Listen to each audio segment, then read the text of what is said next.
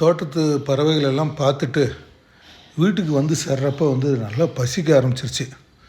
சரி, சமையல் ரூமில் வந்து என்ன இருக்குதுன்னு சொல்லிட்டு சாப்பிட்றதுக்கு பார்க்குறப்ப தான் வந்து சாப்பாடு ப்ளஸ் வந்து தக்காளி குழம்பு, கொஞ்சம் ரசம். சரி, ஏதோ பொரியல் பண்ணி சாப்பிட்லான்னு சொல்லிட்டு தக்காளி கூடையில் வந்து உருளைக்கிழங்கு பார்த்த ஞாபகம். உருளைக்கிழங்குல வந்து ஒரு 2 உருளைக்கிழங்கு எடுத்துகிட்டு நல்லா வந்து ஒரு நீளமாக வந்து நல்லா அரிஞ்சு, எந்த அளவுக்கு முழுசாக நீளமாக அரிய முடியுமோ அந்த அளவுக்கு அரிஞ்சு தண்ணியில் போட்டு வச்சு நல்லா கழுவிட்டு, கூடவே வந்து மஞ்சத்தூள் கொஞ்சம் உப்பு போட்டு நல்லா பிசைஞ்சிக்கிட்டு, காரத்துக்கு தகுந்த மாதிரி தேவையான அளவு மிளகாத்தூள் ஆட் பண்ணிவிட்டு நல்லா பிசைஞ்சு வச்சுட்டேன். அடுப்பற்ற வச்சு நல்லா தோசை சட்டி நல்லா சூடு ஏறினதுக்கப்புறம் கொஞ்சம் எண்ணெயெல்லாம் தாராளமாக விட்டுட்டு, எண்ணெயெல்லாம் சூடு ஏறினதுக்கப்புறம் இந்த பிசைஞ்சு வச்ச நீளமாக அரிஞ்ச உருளைக்கிழங்கு ஆட் பண்ணிவிட்டு, நல்லா தோசை சட்டி முழுவதும் பரவுற மாதிரி தோசை கரண்டியால் அப்படியே நவுத்தி விட்டு ஒரு தட்டு போட்டு மூடிட்டேன்.